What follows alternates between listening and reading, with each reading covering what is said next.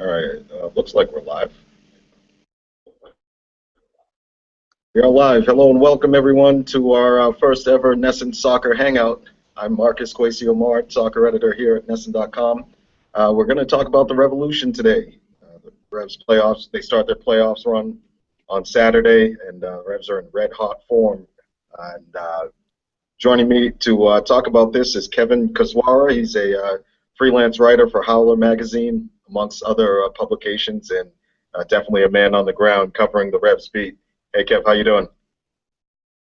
Doing well. How are you, Marcus? Pretty good, thanks.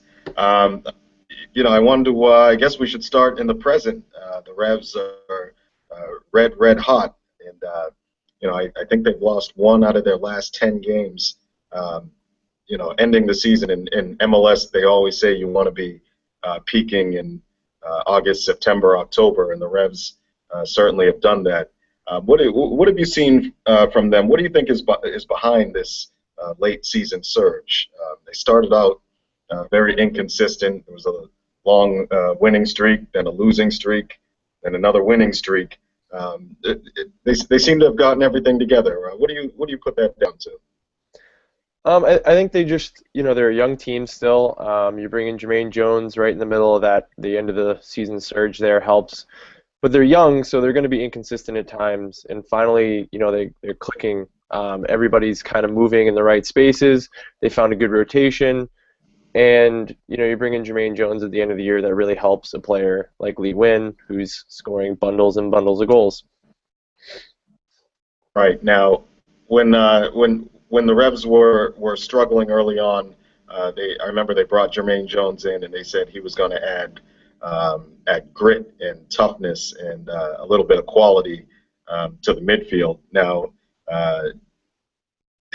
he's getting a lot of credit for being the missing piece and being the missing link, but it seemed like things were turning around even before then. The Revs they found their scoring touch, and some of these guys who played well last year and then struggled early in this season started turning it around.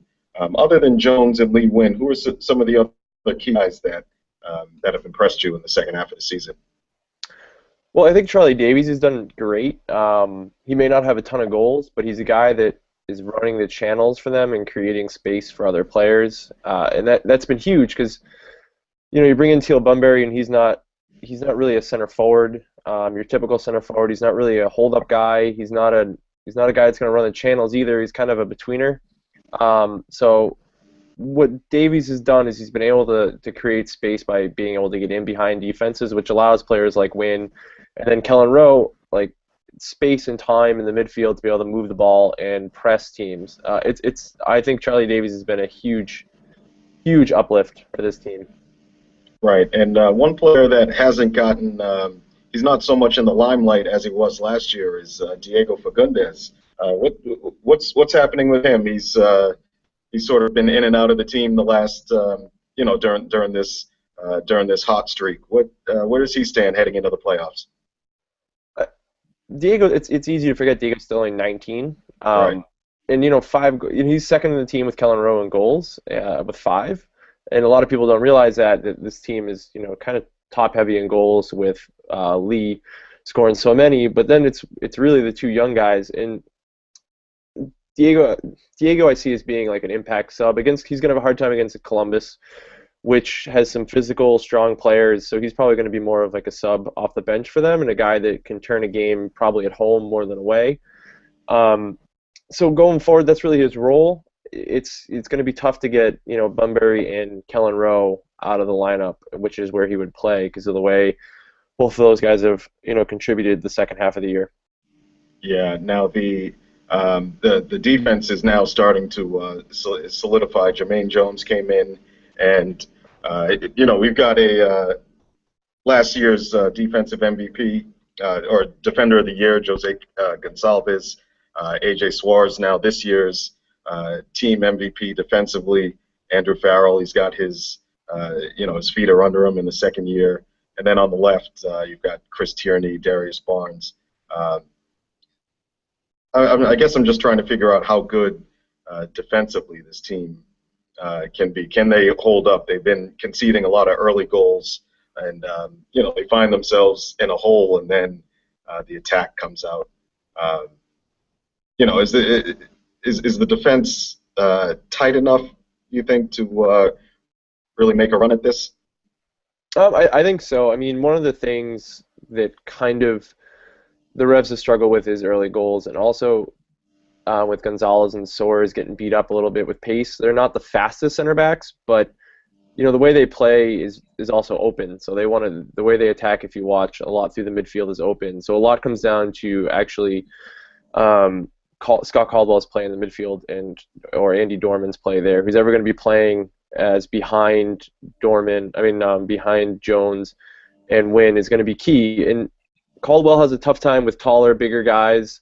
In a lot of games, he can get singled out and get beat up by a center forward or something like that. That's going to pick at him. But if he's playing well, then they're going to be really good. And I think Jones gives them that physical presence they need in front of the back line. It's not, when goals are conceded, it's not all the defense's fault. It happens. It's a top-to-bottom thing. Everybody has to press right. Everybody has to be in sync. And I think they're finally getting that, at the end of the year a little bit. Right. Now, I want to talk about Lee Wynn's his MVP season. I think I heard yesterday he's got 18 goals, and it's the most ever by a pure midfielder in MLS history. Now we're talking, 19 years now. He's got to be on the short list for MVP. How he hasn't been called up to the national team is really beyond me. And they say, you have to be playing well for your club. Over the last 3 months of the season, there might not be a hotter player in MLS than Lee Wynn. What do you put his rise behind? Is it just getting? It's his second season now in the league, and he's a veteran. But how did he get this good, MVP good? There have been flashes of it. In Vietnam, he scored a bunch of goals. He goes over to, after being a freshman at Indiana, he goes to PSV in Holland. Right. So people have seen his ability, and he's really been a guy that's been looked at as like a technical player who can get in the box and can score. And I think this year in MLS especially, I think there's, it's one of the highest scoring years in all of MLS, most goals scored. It's up there like on somewhere on, I think it might be number 1 or number 2 for most goals per game. And it's, he's found the space and time this year. Like a lot of teams are playing more open, a lot more technical, which gives him, a better advantage. Games have been called a lot tighter. In his first year, in 2012, he got beat up a lot. And then last year he still got beat up a lot, but still ended up scoring plenty of goals and sending up plenty of assists. But with players like Agudelo in front of him, he didn't have to score as many goals last year. This year he's had to take that workload, and he's found the space and been able to put the ball in the net. And that's really been the key, is space and time. If a guy like that has space and time, he'll score. Right. And he was just named Player of the Month this year for October in MLS. It just came out today. It's the first Revs player in 9 years. Wow. Since Taylor Twellman did it. I think it was in 2005 I saw. So, he's had a great year, and he's definitely been the reason why they're in the playoffs, because if you look at the goals scored, then, the next 2 guys have 5, and that's the next closest players. Right. So he's been carrying the load goal scoring wise, but what do you make of his MVP candidacy? You've got the guys out in Seattle, Clint Dempsey, Ova Martins, Robbie Keane's had a great season. There are 4 or 5 guys that are ahead of him, but Lee Wynn's his late season form has just been phenomenal. Well, a lot of the other guys, Robbie Keane had a great year, had actually a crazy year with the amount of assists and goals he had. Right. Wright Phillips had, is tied the all-time record of goals per, MLS season. And then Obafemi Martins is kind of like in the same thing as a Keane boat with plenty of goals and assists. But all of them have, if you look at their rosters, have a lot better teams around them. Sure. Thierry Henry is, I mean, who doesn't score when he's playing next to somebody's playing next to Thierry Henry? Go look at all of New York's goal scorers in the last few years, and they're impressive. And Henry is the key to that. So, I mean, is Bradley Wright Phillips really the most important player on his team, or is he just being able to score a lot of goals? Martins has. Think about the Seattle roster, and you look at that team, and it's probably one of the best in the league, if not the best roster in the league. And same with LA is the only other team that has that claim, could be the second best, and Robbie Keane has Landon Donovan next to him. So I mean, if you look at what Lee's done with the core around him, I think he's the MVP. He's led a team in goals, he leads them in assists, and he controls play. He controls all the tempo. Everything the Revs do that's good goes through him. So I'd argue he's MVP. Right. That's a classic number 10. I mean, I look at some of the numbers that these other guys put up, and in terms of these individual awards, you kind of get pigeonholed into whatever you've done, and they don't tend to look at the rest of your team or things like that. It's just kind of, this guy's got this many goals and assists, this guy's got that many goals and assists. I think over the years they've sort of sidelined the collective achievements, and it's the age-old question: is it the most valuable player, or is it the most important player on his team? And how much do we put team achievements into the MVP voting? I have a feeling it might end up going to one of the other guys, like a Bradley Wright Phillips or Keane. Yeah, I mean, that's just how it tends to happen. I mean, I get my vote every year, and I usually vote for a holding midfielder of some sort, just because I feel like it's just the way I vote. This year, I would vote for Wynn. I watched him play a lot, and there are games where the game against Houston comes to mind. The goals he scored in that game are just, they're outrageous. They're things that don't always happen in MLS and don't happen as regularly as he does it for his team. Right. Now, I'm bringing one of the questions we've got. This one came from Twitter from the New England Collectives. They want to know, in the event that Lee Nguyen or Jermaine Jones goes down with an injury, can you trust our depth to fill in those roles? Yeah. I mean, there's two different things here, though, so that's a good question. Nguyen you can't replace because you can't replace goals right now. Right. Jones, I would argue you can get away with a little more because you have Andy Dorman. You can even move. You have Dago Kobayashi, who played every game this year for the Revs, which you don't realize. So he can fill in there a little bit. You can move. You can even move Kellen Rowe inside. So they have enough pieces for like that second spot, but you can't replace the goals. And Nguyen gives you goals, and you need somebody that's going to do that. So I don't know who does that off the roster. Yeah, I mean, I get the sense that Jermaine Jones, the Revs had turned it around by the time he arrived. He made them a lot better, quicker. But I remember I was watching a couple games before he had actually signed, and I was thinking, if they just solidify the defense, this team can be very, very good. Jones came in and helped that out. I'm not saying they didn't need him to become a championship contender. He definitely brought them to the next level. But if he goes down, they're a very good team. And then there's, then you have Lee Nguyen, where, irreplaceable. He's a classic number 10, and everything goes through him. He's, scoring goals. He's setting them up. I would say if Jermaine Jones goes down, it's possible. If Lee Nguyen goes down, absolutely not. Kellen Rowe can do some good things in the final third, but there's no player like Lee Nguyen on that roster, I don't think. There's just nobody that can finish the way he does. That's what you don't have a pure finisher, and you need that. Right. Jones gives him everything else: leadership, energy. He would be I wouldn't pick them to win MLS Cup, but they could get out. They could maybe sneak by and somehow get lucky or something. Because Andy Dorman's service, actually, he's great. He's the perfect kind of player for these, two-leg games too. Right.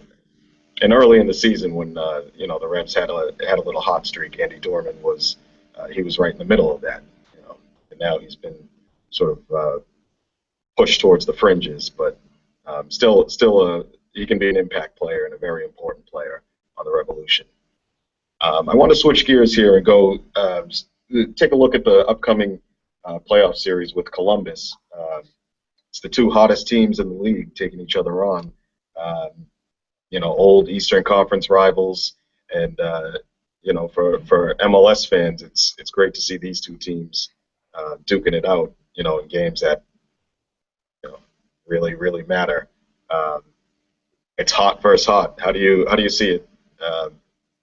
Early on. If there was one team that the Revs didn't want to play, it was probably Columbus. Columbus gives them a lot of gives them a tough time this year. So both teams, they are the two hottest teams. The Revs are 9-1-1 in their last 11 games. The Crew are 8-2-1. Each team has given each other one of those losses. The Crew was the last team that beat the Revs, which was on September 20th. September 20th, and then the Revs beat the Crew on October 4th.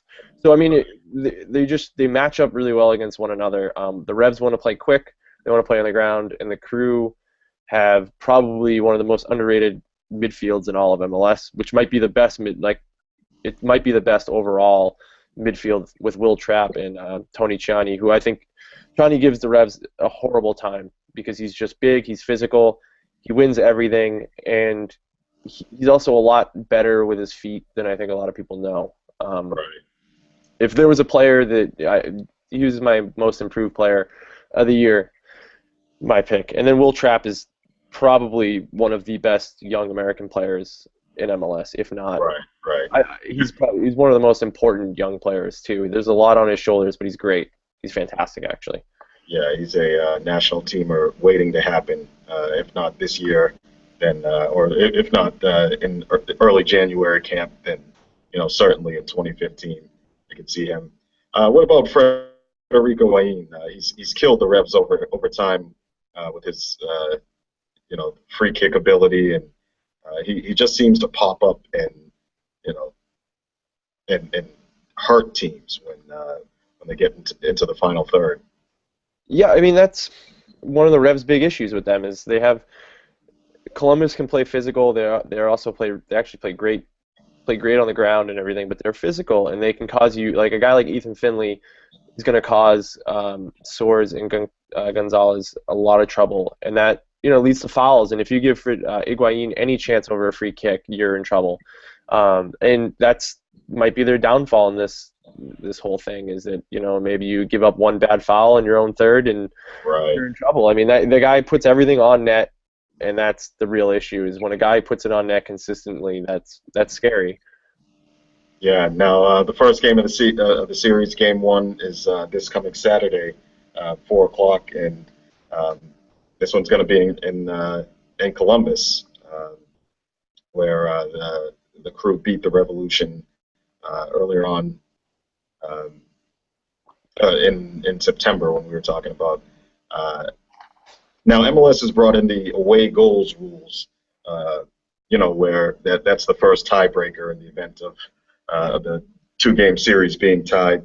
Do you have a strong opinion either way on whether it's a good thing, bad thing, how it could change what we traditionally see in the MLS Cup playoffs?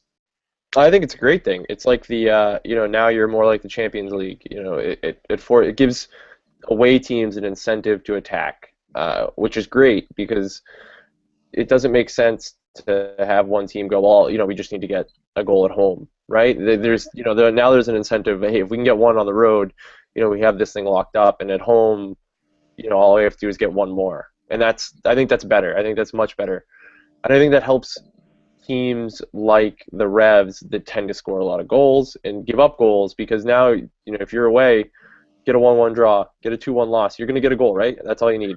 You want it. So that I think it's a great thing. I think it's really going to help. I think it'll help teams like it'll help a team like LA and Seattle too on the West. It's just going to make games more entertaining because you're not going to end up with 1-0 boring draws or 0-0 ties, which is not what MLS needs. Yeah, I like it. Anytime MLS and U.S. soccer and even I would say CONCACAF adopts things that are used, that are widespread around the world.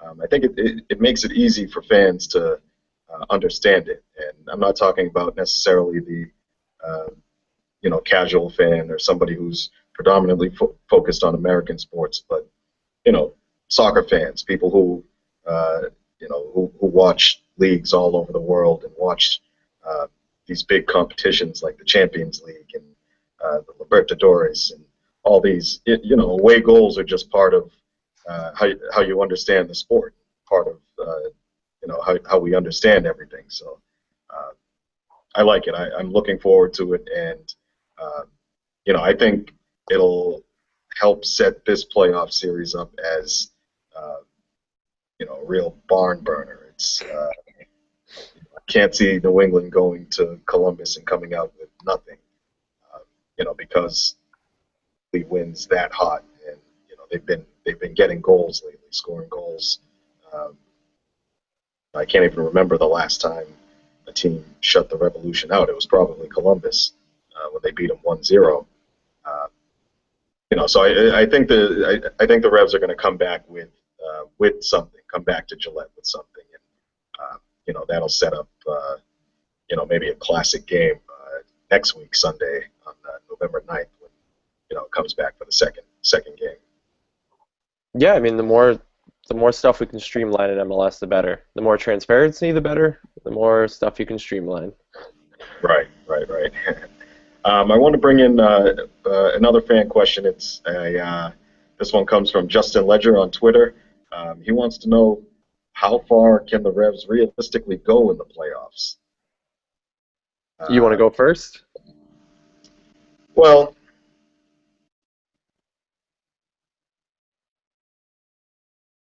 realistically is I don't know if we're kind of getting into prediction territory. I think if the Revs can keep the defense tight, then they can go as far as they want.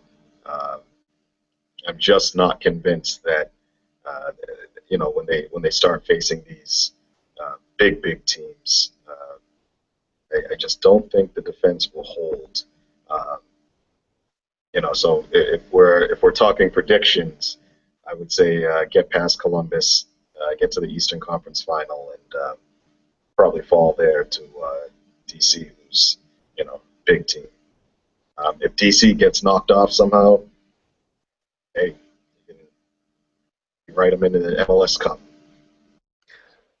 See, I think they get by Columbus and they get in. I think they can get to the MLS Cup pretty easily. I guess I'm not a big fan of DC. Right. I don't know. They never seem to be clicking at all. Everybody for me doesn't seem to be on the same page all the time.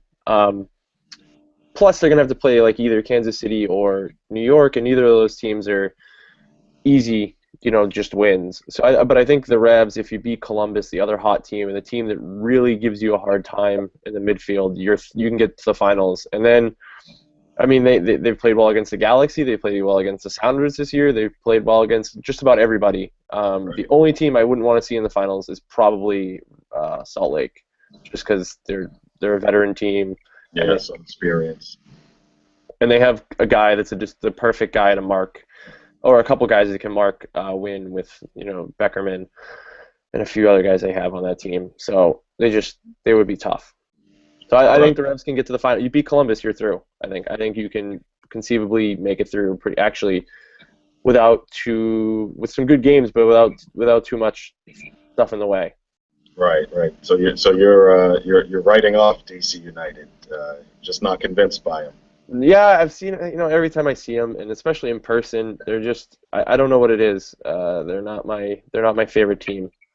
Right. I mean that kind of turnaround, that takes a lot out of a team. It's just and Eddie Johnson hasn't had the kind of year I thought he would have.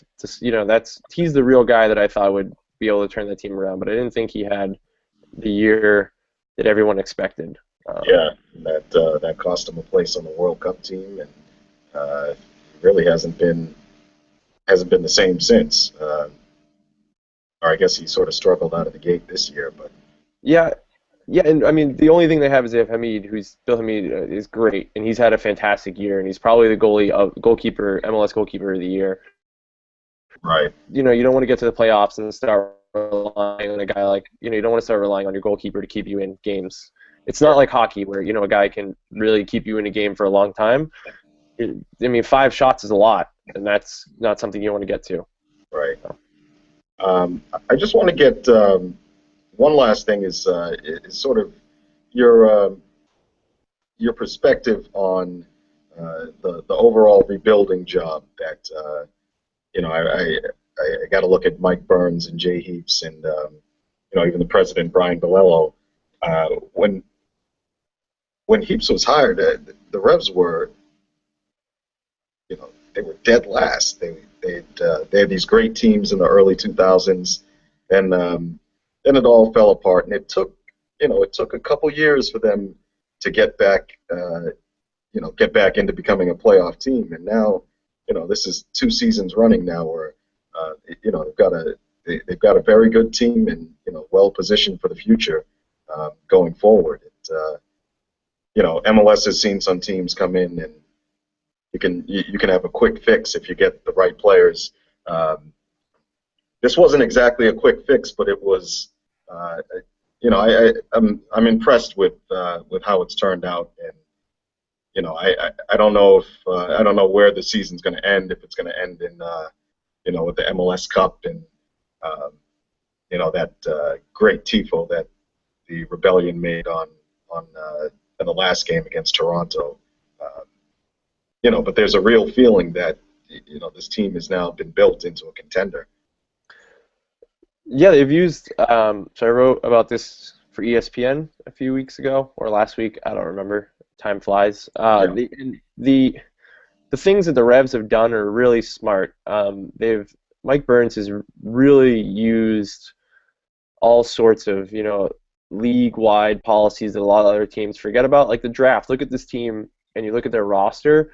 Yeah. Kellen Rowe, AJ Soares, Andrew Farrell, think of some other guys, right? Darius Barnes, Kevin Alston, Chris Tierney was technically drafted as well. I mean, those are that's however many guys right off the top of my head, Right. that I can throw out there that have been drafted. So they've done a great job drafting. I remember when they took Kellen Rowe, a lot of people thought, he was too young, he needed a lot of development, and he's developed, and he's become a major part of this team. AJ Soares is now your team defender of the year, voted by the media. And then a guy like Andrew Farrell, you trade up and sign. You drafted Steve Newman and Patrick Mullins this year. Both guys have contributed. So they've done a lot of stuff that teams like New York ignores the draft. They just ignore it. They don't care for it. They don't want to use it. Whatever. So the Revs pick up the scraps and know how to do that. And then they've also, traded. They've done great in trades in the last 2 years. You get Agudelo for nothing, and then you end up getting this year. You get Bunbury for almost nothing. Well, they picked up Lee Wynn off waivers. They traded for Brad Knighton, who's a great backup to Bobby Shuttlesworth, and then you end up getting Dago as well. So they've done a good job of picking up pieces, and I think that's something that was missing in the team before. They had a lot of misses in the draft before Heaps and Burns took over full time there. This is the 3rd season after restructuring and stuff. So I think the restructuring also helps, and we were talking yesterday at training, a bunch of media guys, about, this is the healthiest we've seen a Revs team go into the playoffs or at the end of a year. Usually, there's only usually they're pulling in kids from BC to go to training, and because they don't have enough numbers and bodies out there, and they don't have to do that. And I think, bringing in strength and conditioning coaches, fixing players' diets. Apparently, there are no more post-game cookies in the locker room, which is a big deal. They have their own weight room. They have all their own stuff, and that makes a big difference in this league now. Right. And then when you were talking about using all the mechanisms, the academy is producing players. You've got Fagundes, you've got Scott Caldwell. There are probably a couple others in the pipeline, but you're right. It's using all the means that are available to you. And they've gotten a lot of those right. And then also there's, they're willing to offload players when it's not working out, like Jerry Bankston is somebody who comes to mind, where for whatever reason it just wasn't happening, and they devoted a lot of resources to him, but they shipped him out and got freed up cap space, and then you get that frees you up to get a player like Jermaine Jones. Yeah, that's I forgot about that. I always forget Jerry's on the team. Right. But that's the kind of stuff, and then you go after Jermaine Jones when you have your roster set. And I will say, they got the roster this time around is not a lot of international guys, which is interesting in MLS. It's not a lot of international signings, which are hit or miss, and so often the Revs have missed on those. So I think they did a good job moving away from trying to sign an Edgar Jankowskis or something like that, Right. That went for the proven route where they could find guys, and find good value. And find guys that fit their system too. That's been the other thing. They found guys that fit what they want to do. Yeah. Yeah. Well, Kevin, we have to close it up, and I want to thank you very much for coming on and talking with me about this.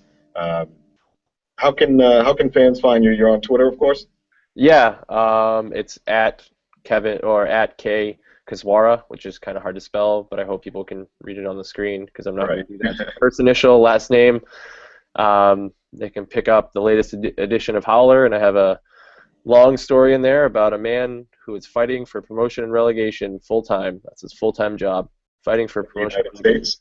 Yeah, in the U.S. That's all he does. And if you type anything about MLS, you may or may not hear from him. But he tweets a lot. So. All right, cool. Well, all right. You can fans. They can find me on Twitter. I'm at Nesson Soccer and at MKOMARD. Thanks everyone for watching and listening.